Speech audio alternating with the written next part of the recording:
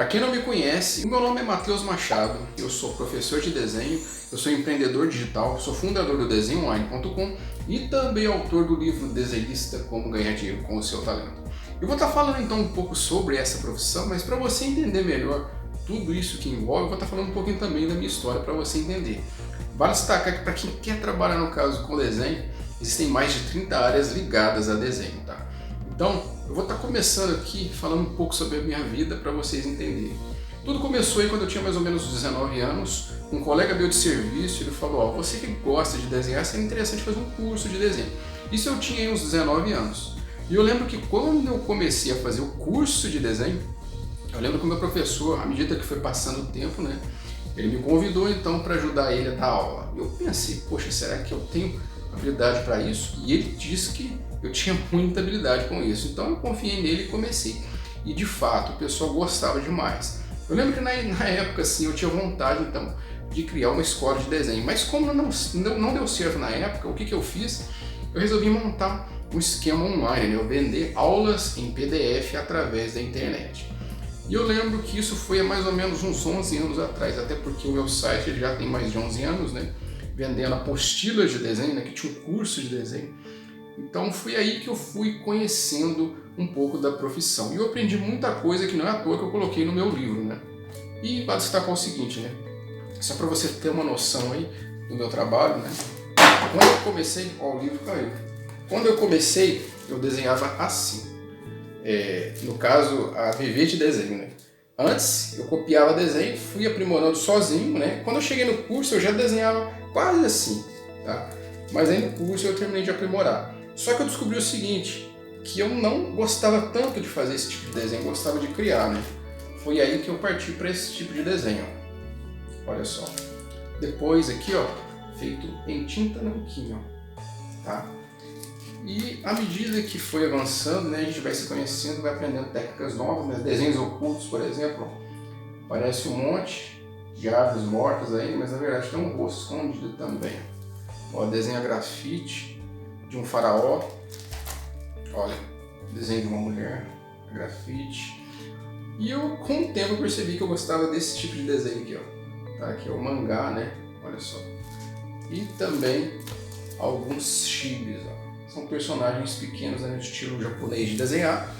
Olha aqui, ó, Senku Ishigami, tá? Então, aqui tem basicamente uma síntese de alguns desenhos meus, tá? Então tá, o que é bom destacar? Deixa eu só pegar o livro aqui. À medida que foi passando o tempo, eu fui aprendendo que para você desenhar bem, você precisa de alguns elementos extras. E para você trabalhar com isso também, você precisa de elementos extras. Foi aí que eu fui me aventurando, né? Eu fiz um curso de filosofia na época, foi o que me ajudou muito e que inclusive me ajudou para escrever esse livro. Foi aí que eu comecei a dar mais valor do que a gente aprendia na escola, né? Principalmente no conhecimento de forma em geral, porque tudo está ligado e a vida tem dessas coisas, né? Você tem que juntar as peças do quebra-cabeça para você entender e interligar tudo, né? E olha só que curioso, muito artista pensa que desenhar você viver de desenho é só você ir fazendo os contatos e fazer desenho. Mas não é bem assim não, você precisa de coisas muito interessantes como, por exemplo, a questão da matemática para você ficar de olho na questão dos orçamentos, né? Não é uma coisa assim, por exemplo, um orçamento, não é uma coisa que você vai, eu acho que vai ser tal preço, vai ser baseado no meu colega. É algo que tem que ter um fundamento, ou seja, tem que pagar as contas, né? E o problema do artista é que muitas vezes ele abre mão disso porque ele pensa que pode dar qualquer preço e às vezes, com o passar do tempo, ele não consegue sustentar porque ele começou a dar um valor que não garante para ele ali uma margem de lucro. Então, até para chegar no preço, existe, no caso, um procedimento. Foi uma coisa que eu aprendi principalmente quando eu fiz um curso gratuito, foi até do Sebrae, eu lembro disso. E você vai catando as coisas aos poucos, né? Uma das coisas que eu descobri, por exemplo, é que o desenhista ele tem dificuldade com cálculos às vezes, né? Você pode ver que a maioria das pessoas que tem facilidade com arte, às vezes tem uma certa repulsa por cálculos, né? Não é todos, mas é muito comum isso. Mas é importante, como se diz, decisivo, porque é isso que vai garantir matematicamente o sucesso dele depois, tá? Então é uma coisa que você tem que ficar sempre de olho, né? E você precisa aprender a gostar disso, porque se você ignorar isso, uma hora a verdade vai aparecer e você não vai conseguir se sustentar. E ainda descobri também que para você trabalhar com desenho, né, além das mais de 30 áreas, até vou falar um pouquinho daqui a pouco, você precisa justamente ter noção se você está querendo seguir esse ofício como empreendedor ou como empregado. Empreendedor é aquela pessoa que tem uma visão, né? Acredita numa ideia, ela vai caminhar até aquilo, né? Às vezes o pessoal não está enxergando o valor daquilo, mas ela confia naquilo e começa a seguir. E vai indo, e vai indo. Só que existem certas pessoas que não ligam muito para isso. E essas pessoas às vezes preferem ficar fazendo um tipo de serviço só, né? Só no estabelecimento, não liga de crescimento, né? Quer ficar só naquilo. Então ela fica mais naquela visão de empregado. Às vezes ela até cresce, mas não tanto quanto um empreendedor. Tá? Então, só para você ter uma noção, eu vou estar falando um pouquinho aqui sobre as profissões que a pessoa pode trabalhar, porque são muitas, né?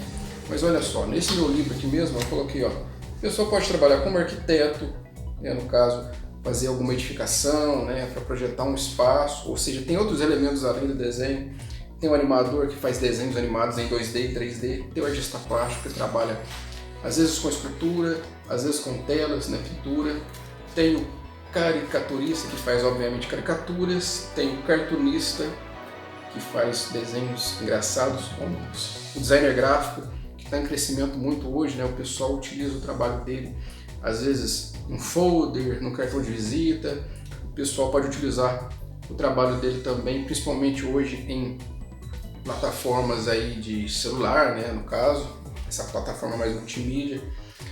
Tem o trabalho do design de interiores, né, o desenhista cadista, que é quem mexe com AutoCAD, desenhar plantas baixas de casa, no caso, olha só, o desenhista têxtil que faz aquelas estampas, né, no caso, para malhas de roupas, né, tem o designer de joias, acessórios, designer multimídia, igual a gente falou, designer industrial, designer de embalagem, designer de móveis, desenhista da construção civil, tem o desenhista projetista, estilista, street art, tem muita coisa bacana. Né? E não para por aí não. A gente tem que destacar também, tem o game design, faz o desenho, né? O desenho de personagens também para jogos, né? Que está em crescimento demais isso daí. Ilustrador digital tradicional, maquetista, modelista, figurinista, paisagista, professor de artes, quadrinista, retratista, tatuador, web designer e o mais engraçado é o seguinte, tem muitas possibilidades dentro do desenho, né, que a pessoa pode tocar. Então assim, tem coisas muito curiosas, por exemplo, tem gente que é retratista, né, no caso que desenha pessoas ou às vezes animais, né, com base nas fotos, só que utiliza, por exemplo, cinza, no caso desses seres mortos, né? No caso uma pessoa que morreu e foi cremada, pega as cinzas, desenha ela depois. Sei lá, um cão que morreu, que era assim, muito admirado por alguém, a pessoa pega as cinzas daquele animal, né, e utiliza para poder fazer o desenho. E assim, a gente fala de forma geral 30, mas dá muito mais, né? Tem diferentes formas de você abordar isso. A gente falou mesmo de pessoas que trabalham com games, né? E hoje em dia tem muita agência que contrata esse pessoal. Né? E o legal da arte é o seguinte, muitas vezes a pessoa às vezes não tem tantos conhecimentos, não tem grandes cursos, mas o que vale ali é a habilidade dela. Mas você precisa se capacitar às vezes, né? Você fazer um curso, no caso de pintura digital, para poder estar entrando nesse mercado, né? Você consegue serviços, igual eu já fiz muito serviço para fora, né? Você pode entrar em algumas empresas assim que eles publicam um trabalho na internet, né? De uma empresa específica, de outras e tal, você entra, você faz ali a sua proposta e se o pessoal topar, vai solicitar aquele serviço seu, você vai ganhar em dólar, né? E depois você converte e dá um dinheirinho bem bacana, tá? Então assim, até eu coloco isso no meu site também, tá? Que eu divulgo vagas, né, oportunidades também, que é o meu site desenhoonline.com. E vale destacar o seguinte, a gente tem que valorizar muito a questão do conhecimento, principalmente para quem é artista, porque desenho, arte em geral, o pessoal não valoriza tanto. Quando você começa a dar valor nisso e começa a se posicionar perante as pessoas, porque o nosso país ele não valoriza tanto a questão do desenho, né? Mas assim, você tem que se impor, sem ser arrogante, né? Mas você mostrar o valor do desenho, porque isso faz muita diferença, principalmente para as pessoas que precisam aí dessa informação, né? As pessoas elas projetam a opinião delas com base no convívio que elas têm. Às vezes elas projetam um preconceito, né? Você já está cansado de saber que aquilo é um preconceito, mas você tem que saber se posicionar.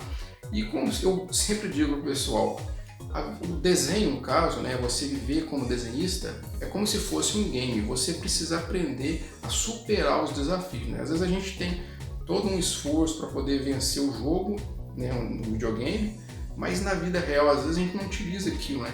Porque olha só, eu até falo muito isso no livro, uma coisa que é bom destacar e que é muito importante, está até aqui, ó, a parte de estratégia.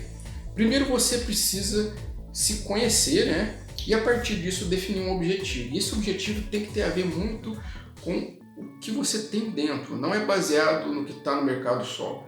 Você vai ter que encontrar uma necessidade de mercado, algo que realmente tem demanda, mas isso tem que estar em alinhamento com aquilo que você tem dentro.